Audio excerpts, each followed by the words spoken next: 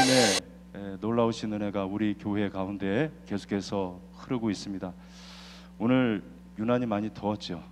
네, 굉장히 아직 본격적으로 더위가 왔다고는 할 수가 없는데, 네, 여러 가지 하여튼 기상 상황이나 여러 가지 또 일기를 통해서 오늘 좀 숨이 막힌 하루가 되지 않았나 싶습니다. 그러나 오늘 하나님의 은혜를 우리가 사모하면서 주님 앞에 달려 나오신 우리 모두에게 하나님의 넘치시는 말씀의 축복이 임할 줄로 믿습니다. 우리 옆 사람을 축복하겠습니다. 참 잘 오셨습니다. 할렐루야. 하나님의 역사하심과 또 하나님의 그 일하심을 우리가 보게 되면 참으로 오묘하다, 참 신묘하다, 우리가 그런 표현을 할 수가 있을 것입니다. 오늘 우리가 읽은 예레미야와 또 그 뒤에 나오는 예레미야 애가서, 이 말씀을 읽어보면 구원과 비전에 대해서 하나님께서 제시해 주실 때에 어떤 큰 무리를 두고 말씀하신 것이 아닙니다. 군중을 통해서 말씀하신 것이 아니라 예레미야라고 하는 개인을 통해서 하나님께서 말씀을 주시는 것을 우리가 보게 됩니다. 여기서 우리는 하나님께서 개인의 전 인생사를 통해서 관심을 가지실 뿐만 아니라 그 인생을 붙들고 일하신다는 사실을 우리가 알 수가 있습니다. 하나님께서는 비인격적인 존재가 아닌 뚜렷한 개인의 어떤 인격과 또 그 사람이 가지고 있는 개성을 사용하시는 것입니다. 예를 들어서 저라는 한 사람을 사용하셔서 이 시간 하나님의 말씀을 증거하게 하시듯이 또 다른 인생을 또 하나님께서 들으셔서 그 사람을 통해서 하나님의 일을 하시는 것입니다. 그래서 하나님께서 이 마지막 시대 이 땅에서 살아가는 하나님의 백성 한 사람 한 사람을 통해서 하나님의 뜻과 사명을 이루어가기를 원하신다는 것입니다.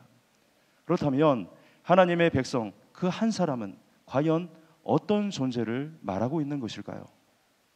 절대 불필요한 존재가 아닌 것이죠. 하나님이 집중하시는 것입니다. 하나님 집중하는 인생, 그 인생은 절대로 아무런 인생이 되지 않아요.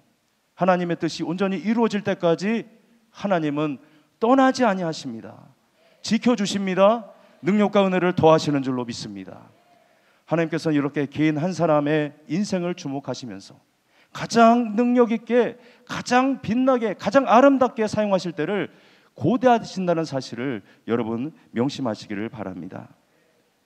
내 자신에 대해서 여러분 표현하라 그렇게 말을 하면 내 자신에 대해서 표현을 못 하시는 분들이 참 많이 있어요.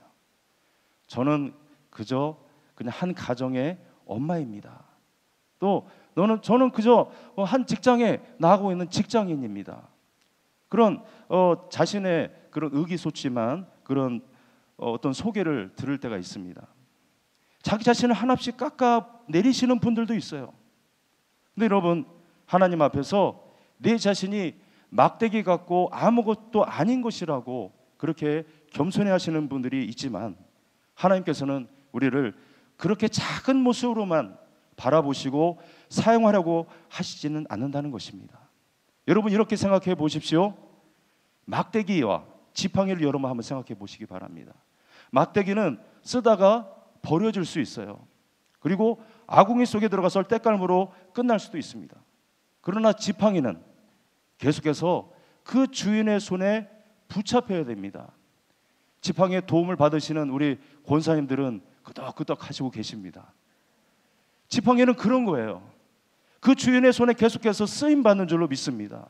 그 주인이 가는 곳에 같이 가고요, 그 주인이 원할 때마다 그 의도하는 대로 손에 쥐어져 있어요.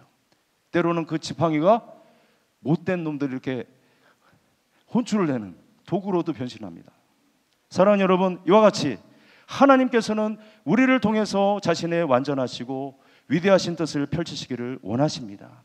따라서 우리 각 사람에게 부어주시고 또 갖게 하신 이 개성과 또 하나님의 그 은혜의 능력, 매우 중요하다고 말할 수 있을 것입니다.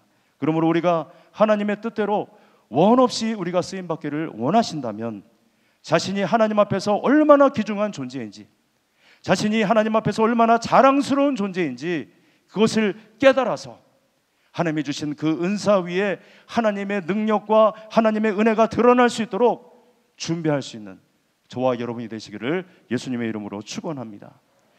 우리가 잘 아는 찬양, 말씀을 준비하면서 이 찬양이 계속 생각이 났습니다. 내 이름 아시죠? 자막 준비됐으면 한번 올려주시기 바랍니다. 같이 한번 우리 목소리로 한번 그냥 찬양해 볼까요? 네, 악기 연주하지 말고 나를 지으신 주님, 우리 자막 따라서 한번 찬양해 보도록 하겠습니다. 나를 지으신 주님, 내 안에 계셔. 처음부터 내 삶은 그의 손에 있었죠.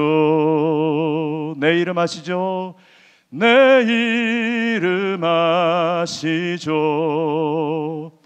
내 모든 생각도 내 흐르는 눈물 그가 닦아주셨죠. 그는 내 아버지, 그는 내 아버지. 난 그의 소유, 난 그의 소유. 내가 어딜 가든지, 내가 어딜 가든지 떠나지 않죠. 내 이름 아시죠? 내 이름 아시죠? 내 모든 생각도 아바라 부를 때, 아바라 부를 때 그가 들으시죠. 내 이름 아시죠? 내 이름 아시죠? 내 모든 생각도, 내 모든 생각도 아바라 부를 때 그가 들으시죠. 할렐루야. 이 찬양의 가사가 얼마나 은혜가 되는지 몰라요. 이 찬양의 메시지 역시 한결같이 앞서 제가 말씀드린 그 점을 계속해서 강조하고 있습니다. 나를 지으신 하나님께서 나를 어떤 번호로 부르지 아니하시고 이름을 불러주신다는 것입니다. 저는 학교 다닐 때, 예전에 학교는 지금하고 좀 분위기가 많이 다르잖아요. 선생님들이 번호를 불렀어요. 번호를 불러요. 그래서 어쩔 때는 제가 그런 생각을 했습니다. 내가 번호인가? 번호가 수시로 바뀝니다. 47번이 됐다가, 네, 어쩔 때는 50번이 됐다가, 계속 번호가 바뀌는 거예요. 나는 번호 이상의 존재가 아닌가. 그래서 나는 분명히 이름이 있는데, 그래서 제 이름을 불러주시는 선생님이 그때 제일 좋았어요. 경인아 이렇게 한번 불러줄 때 나를 인정해 주시는구나, 내가 대접받는구나, 그것 때문에 참 기분이 좋았던 적이 있습니다. 인격적으로 하나님께서 우리를 대하여 주십니다. 사랑으로 안아주십니다. 그 하나님은 나를 은혜 가운데 부르셨고 나를 특별하게 생각하고 있다는 것입니다. 나밖에 할 수 없는 일들이 분명히 있어요. 나를 이 땅에 보내신 하나님의 특별한 사명이 있다는 것입니다.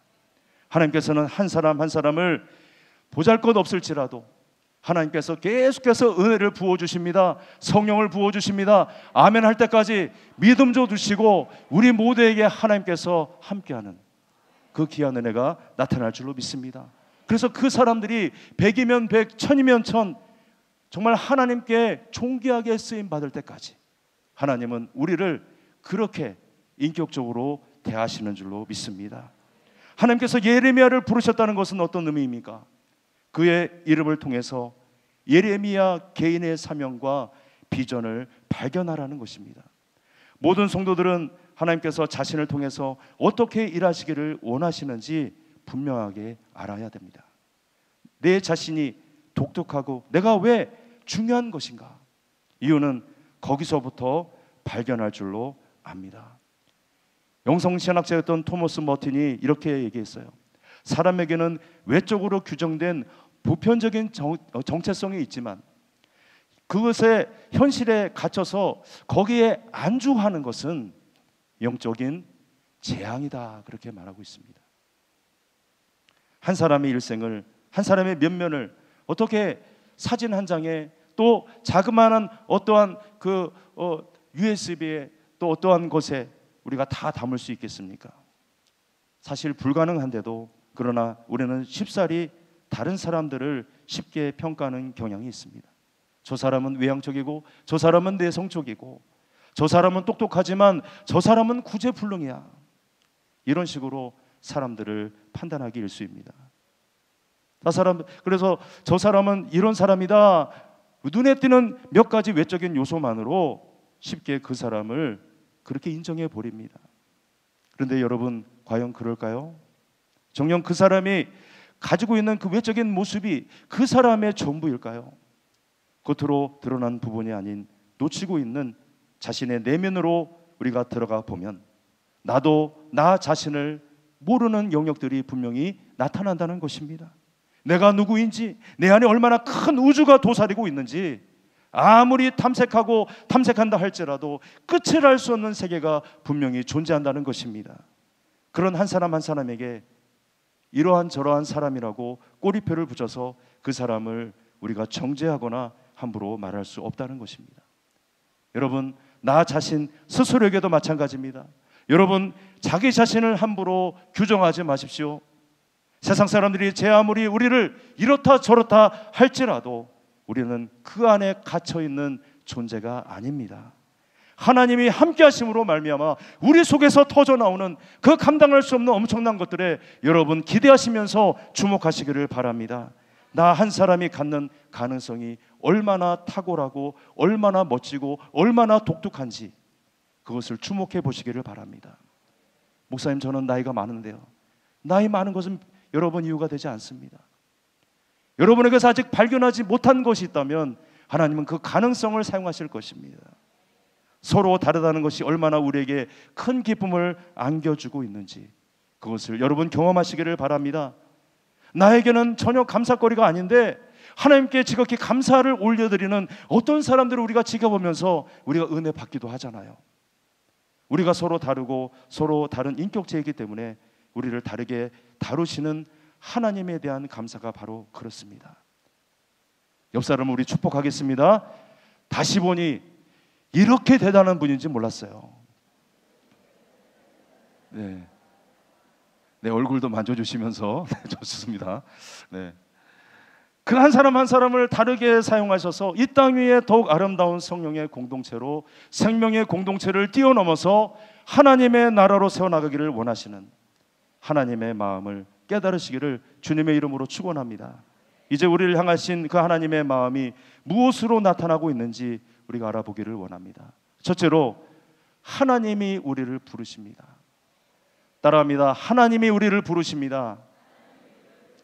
에베소서 2장 10절 말씀 우리 같이 보도록 하겠습니다. 시작. 우리는 그의 만드신 바라 그리스도 예수 안에서 선한 일을 위하여 지으심을 받은 자니 이 일은 하나님이 전에 예비하사 우리로 그 가운데서 행하려 하심이니라. 아멘. 자, 여기서 우리는 그의 만드신 바라. 자, 만드신 바라고 번역된 말은 헬라어로 포이에마라는 단어를 썼습니다. 자, 이 단어에서 영어의 폼, 시라는 말이 유래가 되었어요. 우리는 하나님의 포이에마, 즉 하나님의 시, 하나님 앞에서 귀중한 존재라는 뜻입니다. 하나님께서는 우리를 시인으로 불러주셨어요. 그래서 각자의 사람들에게서 시가 나옵니다. 처음 듣는 말이죠. 자, 시인 올리엄 스태포드가 수많은 기자들이 찾아와서 묻는 질문을 받습니다. 당신에게 끊임없이 뿜어져 나오는 이렇게 훌륭한 시상과 이 마음은 도대체 어디서 온 것입니까? 묻는 질문에 이렇게 대답했습니다. 이 세상 사람들 누구나 다 시인입니다. 하나님이 그렇게 부여하신 것입니다. 다만 그것을 언제 그만두었는지는 그 사람에게 물어봐야 할 것입니다. 여러분, 공감이 되지 않습니까? 여러분, 어렸을 때 한번 생각해 보세요. 누구나 동시도 짓고요, 동요도 잘 부릅니다. 지금도 우리 예배장 뒤편에 로비에서 땀을 뻘뻘 흘리면서 놀고 있는 저 어린 아이들 잡아서 여러분 톡 한번 건드려 보세요. 그 오망졸망한 입에서 나오는 것이 죄다 시입니다. 공감을 안 하시고 있는데, 여러분 그 아이들이 내뱉고 있는 말들이 얼마나 기상천외한 말들이 나올 때가 있는지 여러분 아시잖아요. 별 하나 나 하나, 별둘 나 둘, 하늘을 올려다보면서 별을 막 세면서 아이들이 막 그 자연을 노래하고 또 자신에게 나타난 일들을 막 설명하고, 그런 부분들, 그것이 다 시가 되는 것입니다. 저와 여러분 이것을 잊어버려서 지금 아무런 감동이 없는 것이지, 우리 모두 어린 시절 한때는 다 우리들의 이야기가 사실 시였습니다. 아이가 남몰래 놀이터 바닥에 쓴 아빠 나빠, 아빠 싫어, 그런 글까지도 가슴 아프지만 한편의 시가 되는 것입니다. 그 인생의 내용이 담겨진 자기 자신만의 표현이 되기 때문에 그래요. 이처럼 하나님께서 인간이 태어날 때부터 자기를 표현하도록 그렇게 지으셨습니다. 여러분 요람에 누워있는 아기를 보세요. 그 아기는 싫으면 울고요, 좋으면 웃습니다. 이것은 있는 그대로, 느낀 그대로 표현하는 시인과 같은 놀라운 반응입니다. 그러나 사람들이 나이를 이제 들어가면서 시를 잃어버렸어요. 그리고 상황에 따라서 가면을 쓰기 시작하고 정말 멋없는 가짜 인생을 살아가기 시작했습니다. 점점 웃을 일이 없어지는 거죠. 여러분, 표현하는 민족과 표현하지 못하는 민족의 차이가 있어요. 같은 반도 국가지만 우리나라와 이태리가 얼마나 다른지 아십니까? 똑같은 것을 노래한다고 했을 때 우리나라 사람들은 마음속에는 충만한 느낌이 있어요. 그러나 밖으로 절대로 표현이 안 됩니다. 사랑의 노래를 부르는데도 그 표정은 얼마나 엄숙한지. 그러나 같은 반도 국가지만 이태리 사람들은 사랑을 노래할 때 정말 그 사랑의 마음이 눈에서 뚝뚝뚝 떨어집니다. 꿀처럼 떨어져요. 얼마나 표현이 감미로운지. 어찌 보면 천재라고 하는 것은 20살, 30살이 되어도 어린아이와 같은 마음을 유지하는 그 사람이 바로 천재가 아닌가 싶습니다. 우리에게 여러분 그런 모습이 남아 있습니까? 하나님 앞에서 우리가 어떤 개성을 가지고 있고 또 부르심을 입었는지 여러분은 그것을 주의 깊게 민감하게 반응하실 수 있어야 돼요. 어린아이와 같이, 정말 시인과 같이 그것을 표현할 줄 알면 그 사람은 하나님께서 바로 들어서 사용하실 줄로 믿습니다. 좋아도 좋다는 표정 안 짓고 싫어도 싫다는 표정 안 짓고 어쩌라는 말이에요. 여러분 반응하시기를 바랍니다. 그런 의미에서 오늘 말씀에서 하나님께서는 예레미야를 부르셨어요. 특별한 존재로서의 예레미야. 하나님께서는 예레미야에 대한 기대와 사명을 가지고 계셨습니다. 말씀을 읽으며 우리는 그것을 깨달아야 하는 것입니다. 하나님, 나를 부르신 주님, 어찌하여 나를 부르셨습니까? 내가 무엇을 하기를 원하십니까? 내가 어떻게 해야 하나님을 나타내고 기적이라는 시를 쓰고 사는 믿음의 인생이 될 수 있을까요? 어떻게 해야 내가 믿음의 말을 하는 그런 축복의 인생을 살아가게 되겠습니까? 그것을 깨닫는 첫 번째 작업이 바로 부르심입니다. 하나님께서는 예레미야를 하나님의 말씀을 증거하며 선포하는 선지자로 부르셨습니다. 선지자에게는 하나님의 말씀을 증거하는 것이 시입니다. 저에게 부여하신 설교의 시간도 바로 하나님의 은혜와 축복을 흐르게 하는 시를 선포하는 것입니다. 어떤 분에게는 그림을 그리도록, 또 우리 찬양팀처럼 어떤 분에게는 노래를 부르도록, 아름다운 성김으로 위로하시도록 이 모양 저 모양으로 부르심을 받은 것입니다. 각 사람을 향한 하나님의 부르심은 이토록 너무나도 다양합니다.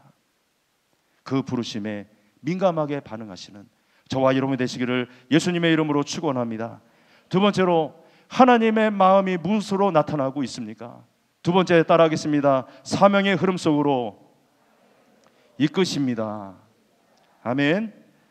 최상의 인생을 산다는 것이 무엇일까요? 자신의 사명이 무엇인지 깨달아서 그 사명에 부응하는 인생을 사는 것입니다. 오늘 본문 5절 말씀을 다 같이 봉독하겠습니다. 5절 말씀 시작. 내가 너를 모태에 짓기 전에 너를 알았고 내가 배에서 나오기 전에 너를 성별하였고 너를 여러 나라의 선지자로 세우노라 하시기로. 아멘. 자, 예레미야의 생명과 인생은 예레미야 자신으로부터 시작되지 않았습니다. 하나님께서 만세전에 예정하신 선택에 따라 시작이 되었어요. 구속사 역시도 예레미야로부터 비롯되지 않았습니다. 예레미야가 태중에서 지어지기도 전에 먼저 시작이 되었습니다. 하나님께서 만세전에 두신 말씀으로 말미암아 시작된 것입니다. 요즘 세대들 흔히 자기 중심으로 생각하고 행동하기를 좋아합니다. 저희 교구 한 성도님이 그러셨어요.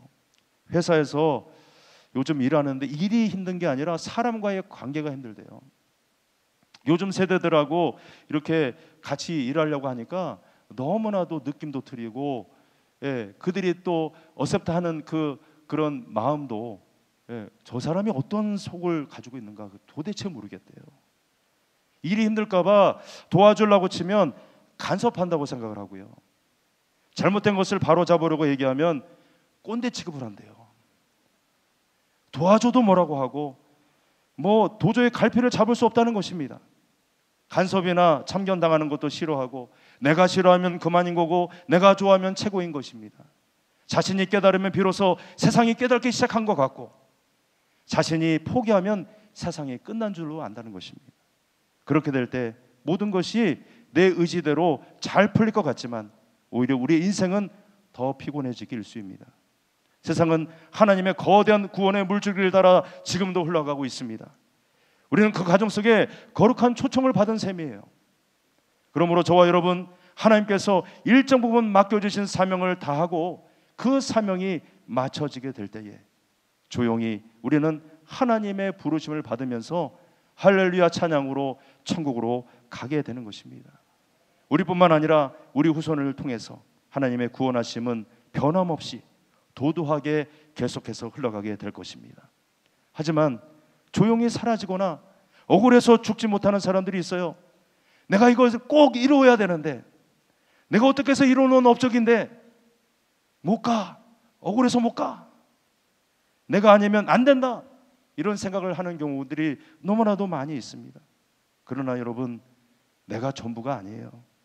하나님께서는 다른 사람을 통해서도 일하실 수 있어요. 다만 하나님이 나에게 허락하신 사명이 주어졌을 때에 그 사명을 성실하게 수행하면 되는 것입니다. 예를 들어서 오늘 철야기도에 한 성도님이 나오셔서 은혜 받은 것을 가지고 간증하신다고 가정해 봅시다. 한참 성도님이 간증을 진행하고 있는데 뒤늦게 중간에 어떤 분이 참석을 했는데 옆에 앉은 그 사람에게, 옆에 앉은 성도님에게 계속해서 실수 없이 말하는 것입니다. 지금 뭐 하고 있습니까? 지금 제가 나가도 저 사람보다는 더 잘할 수 있을 것 같은데 됩니까? 안 됩니까? 그렇게 묻는다면 사람들이 뭐라고 반응하겠습니까? 중간에 들어오셨으면 가만히 앉아서 경청하세요. 그렇게 말하지 않겠습니까? 중간에 끼어든 사람은 그 이야기가 어디서부터 시작됐는지 또 언제 어디서 끝날지 모릅니다. 이야기가 어떻게 시작이 되어서 어디로 흘러가는지 파악하고 난 뒤에야 그 자리에 낄 수 있을 것입니다. 저 여러분도 마찬가지예요. 하나님의 구원의 큰 역사 가운데 은혜의 강물은 계속해서 흐르고 있습니다. 우리도 그 중간에 끼어든 사람들이에요. 그런데 어리석은 사람은 거기서 이러니 저러니 자기 주장을 펴고 있습니다. 출애굽기 14장을 보십시오. 하나님께서 말씀하시잖아요. 너희는 잠잠하고 가만히 있어라. 나의 말을 듣고 나의 행하는 구원을 보라. 할렐루야. 옆 사람을 권면합니다. 하나님이 다 하십니다. 순종하세요. 할렐루야. 사랑하는 여러분, 우리는 하나님의 거대한 구속사적인 은혜 앞에서 모두가 지각한 인생들입니다. 커다란 흐름 가운데 중간에 끼어들었어요. 우리는 그 구속의 흐름을 파악해야 됩니다. 하지만 억지로 한다고 되는 것은 아니겠지요. 하나님께서 나에게 부여하신 은혜와 사명이 무엇인지를 알고 분명한 그 일부를 감당하는 것입니다. 그런데 우리가 그 사명을 아는 일이 쉽지만은 않습니다. 왜냐하면 은혜로 이끌어 가시는 거대한 축복의 크기를 가늠하거나 우리가 그것을 알 수 없기 때문에 그렇습니다. 전체적인 흐름 속에서 내가 무슨 일을 해야 될 것인지, 하나님께서 어떤 맥락 가운데 나를 부르셨는지 깨닫는 것이 바로 자신의 역사적 사명을 깨닫는 일이 될 것입니다.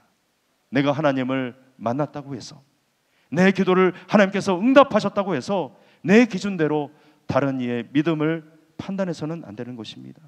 여러분 기억하세요. 우리가 경험하는 것은 하나님 은혜의 극히 일부분에 불과합니다.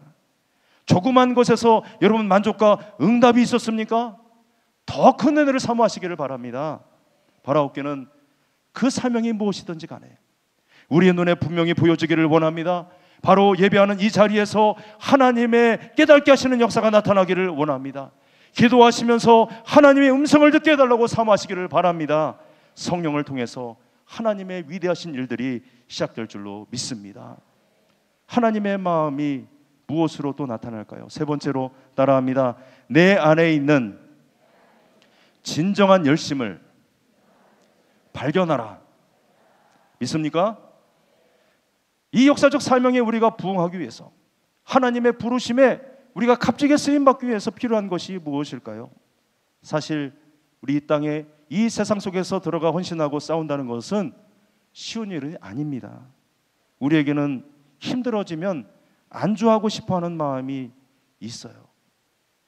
오늘 본문 6절 말씀입니다. 우리 다 같이 보도록 하겠습니다. 6절 시작. 내가 이르되 슬프도소이다 주 여호와여 보소서 나는 아이라 말할 줄을 알지 못하나이다 하니. 아멘. 자, 예레미야가 이렇게 말하는 것은 두려움 때문입니다.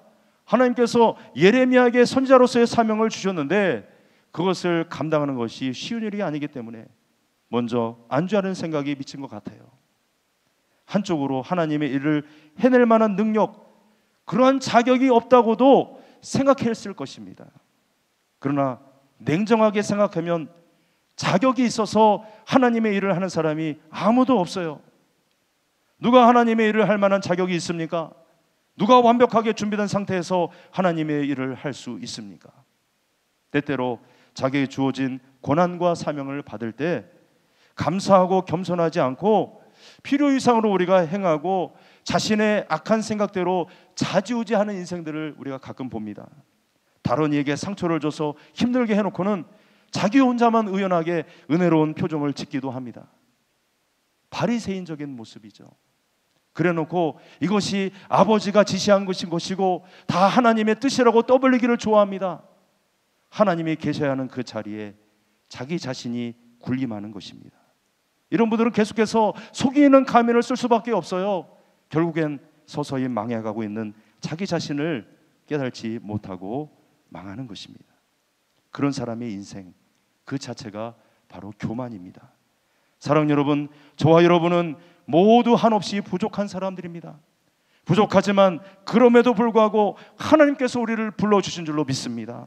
따라서 우리가 감사하고 부족한 대로 준비된 만큼 우리가 최선을 다해서 충성을 하면 하나님은 계속해서 은혜 가운데 우리가 주저앉지 않도록 계속해서 힘을 더하여 주시고, 괜찮다, 너의 부족한 거 내가 알고 있고, 너의 죄진 것을 내가 알고 있고, 내가 너의 냄새나는 과거의 일들을 내가 다 알고 있다. 그러나 그럼에도 불구하고 하나님은 우리를 불러주시는 줄로 믿습니다. 계속해서 우리를 불러주시는 거예요. 기회가 있을 때마다 계속해서 불러주시는 것입니다. 우리는 하나님의 부르시는 대로 그 부르심에 응답할 수 있어야 합니다. 주님 이제 말씀하셨으니 이제 내가 일어서겠습니다. 내가 나아가겠습니다. 주님이 이제 아니라 하시니 이제 내가 멈춰서겠습니다. 오직 절대 순종의 축복을 누리실 수 있는 귀한 하나님의 자녀들이 다 되시기를 예수님의 이름으로 축원합니다. 예레미야는 아나돗이라고 하는 동네의 제사장의 아들로 태어났어요. 제사장의 가문에서 제사장의 아들로 태어났으니까 그냥 가만히 있어도 얼마나 큰 존경을 받겠어요. 그러나 하나님은 그를 불러서 선지자로 세웠습니다. 예레미야야, 너는 아나돗에서 제사장 노릇을 하고 있는 것이 너의 전부가 아니다. 이제 나를 위해서 너는 어디든 가야 될 것이고, 누구에게 내가 보내든지 무엇을 명하든지 말씀을 증거해야 된다. 나는 너를 구별하여서 이제 열방 모든 나라의 선지자로 세웠으니 이제 너는 거기서 나와라. 할렐루야. 하나님께서는 예레미야를 하나님의 말씀을 증거하는 열방의 선자로 택하시고 부르셨습니다. 예레미야가 자신이 어리고 말을 할 줄 모른다고 고백하였지요. 저와 여러분에게도 이러한 의기소침한 마음이 있을 것입니다. 전적으로 마음을 쏟고 헌신하는 것이 얼마나 어려운지 우리가 알잖아요. 그러나 여러분, 자신감을 잃어버렸던 예레미야에게 하나님께서 권면하시고 힘주시는 말씀을 통해서 우리도 다시 한번 새 힘을 얻기를 원합니다. 7절부터 9절 말씀을 우리 같이 보도록 하겠습니다. 시작. 여호와께서 내게 이르시되 너는 아이라 말하지 말고 내가 너를 누구에게 보내든지 너는 가며 내가 내게 무엇을 명령하든지 너는 말할지니라. 너는 그들 때문에 두려워하지 말라. 내가 너와 함께하여 너를 구원하리라. 나 여호와의 말이니라 하시고 여호와께서 그의 손을 내밀어 내 입에 대시며 여호와께서 내게 이르시되 보라 내가 내 말을 내 입에 두었노라. 할렐루야. 하나님께서 동일하게 우리에게도 말씀하시는 줄로 믿습니다. 하나님의 말씀을 내 입술에 두실 때에 우리는 권세 있는 입술이 되는 거예요. 하나님의 일을 할 수 있는 사명자의 길을 걸어가게 될 줄로 믿습니다. 신명기 32장 11절 말씀에 보면 마치 독수리가 자기의 보금자리를 어지럽게 하며 자기의 새끼에 너풀거리며 그의 날개를 펴서 새끼를 받으며 그의 날개 위에 그것을 엎는 것 같이 말씀인즉슨 둥지에서 독수리 새끼가 있고 그 새끼를 먹여 살리는 어미 독수리가 있습니다. 어미가 물어다 주는 먹이를 받아 먹으면서 그 어미 독수리의 보호를 받아야만 아기 독수리가 잘 자랄 수 있겠죠. 하지만 어미는 새끼가 그 정도 수준에서 안주하는 것을 용납하지 않아요. 창공을 날 수 있도록 훈련시키기 위해서 새끼를 둥지에서 일부러 떨어뜨린다는 것입니다. 그래서 죽을 똥 살똥 간신히 둥지에 퍼덕퍼덕 해서 올라오면 또 떨어뜨리고 계속해서 그러기를 몇 번이고 반복을 한다는 것입니다. 왜 이럴까요? 독수리가 독수리다운 것이 어떤 모습입니까? 독수리에게도 발이 있어요. 하지만 독수리의 발이나 갈고리 모양의 발톱은 땅 위를 걷기에는 부적합하고요. 가지를 움켜쥐고 나무에 걸터 앉거나 먹이를 낚아채기에 더 용이합니다. 독수리의 사명은 걸어다니는 것이 아닙니다. 그렇다고 날카로운 발톱을 이용해서 가지에 오래 매달려 있는 것은 더더욱이 아닐 것입니다. 독수리의 진정한 사명은 끝없이 펼쳐져 있는 창공을 나는 것입니다. 우리도 마찬가지입니다. 하나님께서는 우리를 병아리나 참새 수준으로 부른 것이 아니에요. 영적인 독수리로 부르셨습니다. 물론 우리는 걸을 수도 있어요. 우리는 날카로운 발톱을 가지고 가지에 매달려 있을 수도 있습니다. 그러나 그것은 부수적인 것입니다. 하나님께서는 우리가 본질적으로 창공을 박차고 나는 자가 되기를 원하시고 있습니다. 창공을 난나로 가는 것이 무엇입니까? 날개가 있다는 것이죠.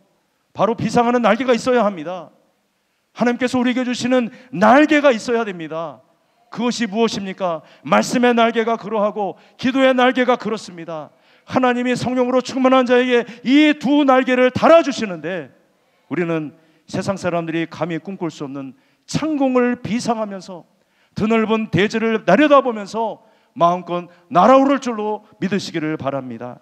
하나님이 내 이름을 부르실 때에 내게 맡겨주신 사명이 무엇인지를 알고 그 사명에 헌신하는 것이 바로 창공을 나는 독수리의 모습입니다. 저와 여러분의 그렇게 되어지기를 원합니다. 우리 가정이 그렇게 위대하게 쓰임받기를 원합니다. 다음 세대의 우리 자녀들이 세계적인 독수리 날개를 갖기를 원합니다. 우리가 바라는 것보다 더 크고 능력 있게 축복의 대사로 쓰임받는 것이 하나님의 마음이고 하나님의 소원이신 줄로 믿습니다. 옆 사람을 보며 축복합니다. 성도님 날개가 기가 막힙니다. 날개를 보셨어요? 그렇게 원 없이 세계적으로 쓰임받는 저와 여러분이 되시기를 예수님의 이름으로 축원합니다. 그러면 하나님을 만난 사람에게 어떤 역사가 일어날까요? 자, 네 번째 따라합니다. 세상을 변화시키는 비전의 사람이 됩니다. 할렐루야. 이 땅을 살아가는 성도들에게 두 가지 모습이 나타나야 한다고 합니다.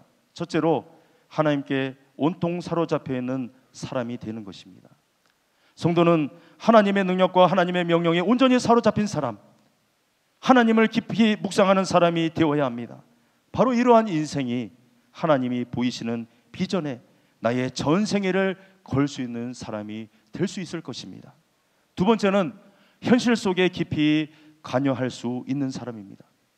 성도는 하나님을 아는 동시에 세상을 알고 그 세상에 예수님을 전파해야 되는 사람들입니다. 이 땅에서 하나님을 깊이 묵상하지만 하나님의 뜻을 알 때 예레미야처럼 우리가 현실 깊숙이 들어갈 수 있어야 됩니다. 그런 점에서 우리 신앙은 참으로 오묘하고 신비합니다. 하나님 은혜 속에 있을 때 우리 모두는 경건하다, 은혜롭다 그렇게 느끼다가도 우리가 세상 속으로 들어가야 한다고 말하면 뭔가 마음이 컬컬해지면서 여간 부담이 되지 않습니다.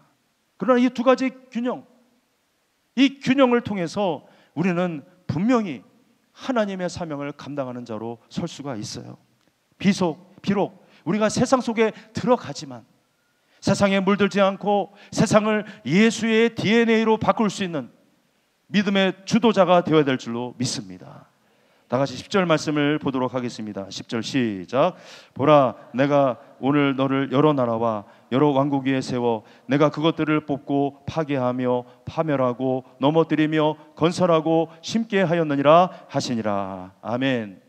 자, 이 말씀은 성도의 삶이 세상 속에 개입될 때에 벌어지는 일들을 열거하고 있습니다.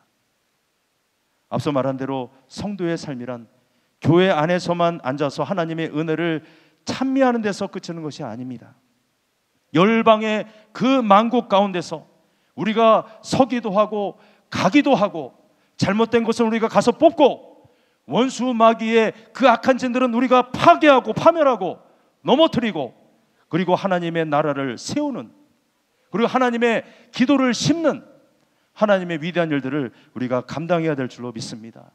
이런 일들을 우리가 수행하지 않고 있다고 한다면 자기의 사명을 망각하거나 또 저버리려고 하고 있다는 사실을 우리가 깨달으셔야 합니다. 사랑하는 여러분, 하나님이 나를 부르셨다면 능력도 함께 주셨음을 믿으시기를 바랍니다. 우리가 할 일들이 너무나도 많이 있어요. 하나님이 이런 깨달음을 주실 때에, 이런 충만함을 주실 때에 우리의 일들은 너무나도 명확하게 보여지는 것입니다. 우리는 하나님이 부르시는 사명대로 세상 열방 만국 위에 이제 주님께서 세워주시는 그 자리에서 우리 앞에 있는 믿음의 선한 싸움을 잘 감당해야 될 줄로 믿습니다. 하나님께서 가라고 하실 때 그냥 내보내시는 것이 아니에요. 탁월한 무기를 우리 손에 쥐어주십니다. 하나님이 주시는 무기는 바로 비전과 꿈이라는 무기예요. 하나님께서 비전을 통해서 우리의 속사람을 무장시킨 다음에 나가 싸우라고 명령하십니다. 우리는 당당히 나가 싸우면 되는 것입니다. 하나님께서 필요한 능력을 그때그때 부어주셔서 반드시 승리의 계가를 부르며 영광스러운 승리를 선포하게 하실 줄로 믿습니다. 그 주인공이 누구라고요? 바로 저와 여러분, 바로 납니다. 오늘 말씀이 여기서 끝나지 않았어요.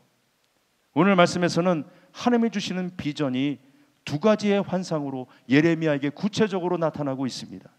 이 두 가지의 환상을 통해서 예레미야와 애가를 지배하는 예언의 말씀, 이제 완성이 되어지는 게 되는데, 첫 번째 나타난 환상이 무엇입니까? 바로 살구나무의 환상이에요. 자, 우리 11절과 12절 말씀을 같이 봅니다. 시작. 여호와의 말씀이 또 내게 임하니라. 이르시되 예레미야야, 내가 무엇을 보느냐 하시매 대답하되 내가 살구나무 가지를 보나이다. 여호와께서 내게 이르시되 내가 잘 보았도다. 이는 내가 내 말을 지켜 그대로 이루려 함이라 하시니라. 아멘. 자, 살구나무는 이스라엘에서 이른 봄에 가장 먼저 피는 꽃입니다. 자, 우리나라에서는 봄의 전령사라 하면 무엇이 생각나십니까? 그래, 개나리죠, 개나리. 예. 그 개나리가 우리나라의 봄의 전령사라면 이스라엘은 살구나무라고 할 수 있습니다. 아무리 상황이 어렵고 아무리 북풍 한설 같은 영적인 상황에 도래한다 할지라도 살구나무 가지를 바라본다는 것은 영적인 의미로 하나님을 의뢰한다는 의미가 있습니다. 하나님을 의뢰한다는 것이 무엇인가요? 하나님 앞에 기도한다는 것입니다. 하나님 앞에 기도한다는 것, 바로 하나님을 보는 것이죠. 하나님을 의지하는 것입니다. 그런데 오늘 말씀에 자세히 보시게 되면요, 자 11절에 나오는 살구나무는 히브리어로 쏴케드라는 단어를 썼습니다. 이것은 12절에 언급된 지키다, 히브리어로 소케드인데, 여러분 쏴케드와 소케드 비슷하죠? 예. 살구나무를 가지를 본다고 하는 것은 하나님의 말씀이 그대로 반드시 이루어진다는 것을 의미합니다. 하나님께서 시각적인 방법 또 청각적인 방법을 동시에 사용하고 계시는 것이죠. 청각적으로 비슷한 발음을 사용하셨고, 또 시각적으로는 살구나무 가지에 피어오르는 그 꽃처럼 하나님의 말씀이 바로 우리의 가슴에 이것이 이제 온전하게 꽃이 되어 핀다는 것입니다. 하나님께서 약속하셨습니다. 살구나무에 꽃이 피어나듯이 하나님의 말씀은 피어날 것이고, 이 말씀을 붙들고 있는 사람은 절대로 죽지 않는다, 절대로 좌절하지 않는다. 좌절의 영을 뛰어넘어서 이제 하나님은 비전을 주시고 있는 것입니다. 그래서 요엘서 2장 28절과 29절 말씀 우리 다 같이 보도록 합니다. 시작. 그 후에 내가 내 영을 만민에게 부어주리니 너희 자녀들이 장래일을 말할 것이며 너희 늙은이는 꿈을 꾸며 너희 젊은이는 이상을 볼 것이며 그때 내가 또 내 영을 남종과 여종에게 부어줄 것이며. 아멘. 사랑하는 여러분, 비전은 곧 하나님께서 우리에게 주신 약속입니다. 그러므로 이 땅의 험난한 인생 가운데서도 우리가 승리하기 위해서는 항상 하나님의 말씀에 주시는 비전을 붙드시기를 바랍니다. 하나님의 약속은 반드시 이루어질 것입니다. 하나님의 약속을 붙드는 사람은 흔들리지 않습니다. 하나님의 비전을 붙드는 자에게는 어두움이 없습니다. 좌절이 없습니다. 하나님께서 우리를 붙들어 주시고 있기 때문에 우리는 승리할 수 있는 현실적인 능력이 생겨나고, 또 그 능력으로 우리는 날마다 하나님을 보게 되는 것입니다. 살구나무의 환상을 주셨던 하나님께서 우리에게도 비전의 말씀을 주실 줄로 믿습니다. 두 번째 환상이 뭐죠? 끓는 가마의 환상입니다. 자, 예레미야 1장 13절 같이 읽습니다. 시작. 여호와의 말씀이 다시 내게 임하니라. 이르시되 내가 무엇을 보느냐? 대답하되 끓는 가마를 보나이다. 그 윗면이 북에서부터 기울어졌나이다 하니. 아멘. 자, 이것은 북방에서 일어나는 바벨론 침공의 환상으로 끓는 가마는 곧 바벨론을 말합니다. 하나님께서 바벨론을 심판의 도구를 사용하셨어요. 그래서 유다를 치셨죠. 너무나 큰 악의 세력 앞에서 침공을 당하다 보니까 그 공세가 끝없이 이어질 것 같아서 답답하고 두렵기만 합니다. 그런데 이 환상과 예언을 통해서 우리는 한 가지 사실을 알 수가 있어요. 악에는 우리를 두렵게 하는 무시무시한 권세가 있음을 우리가 압니다. 그러나 이것은 분명한 한계가 있어요. 끝없이 계속되지 않는다는 것입니다. 결코 영원히 끓는 가마가 아닙니다. 악이 지속될 수가 없어요. 살구나무에 꽃이 피는 것입니다. 생각해 보십시오. 당시 그 세상을 호령했던 많은 그 열국들이 있었지 않습니까? 로마 제국을 한번 예를 들어봅시다. 로마 제국이 강성했을 때 기독교인들이 얼마나 핍박을 당했어요. 예수 믿는 그리스도인들 너무나도 고통스러운 세월을 보냈습니다. 상대가 된다고 생각했습니까? 천년제국 로마는 절대로 망하지 않을 것 같았습니다. 그러나 악의 그 권세는 영원하지 않았어요. 그 끝이 분명히 드러났어요. 그 끝이 분명하게 예수 믿는 사람들의 눈에 보여졌습니다. 우리나라 초대 교회사에도 비슷한 일들이 있습니다. 일제시대 때 목사님들이 이 끓는 가마의 이 말씀, 이 환상을 가지고 일본 제국주의 한순간에 멸망할 수 있다, 이렇게 설교하셨다가 많이 붙잡혀 가셨습니다. 모진 고초를 당하셨죠. 여러분, 지금 어떻습니까? 지금 어느 나라가 강성해 보이십니까? 그러나 그 나라들도 하나님께서 한번 후 불어버리시면 다 날아갑니다.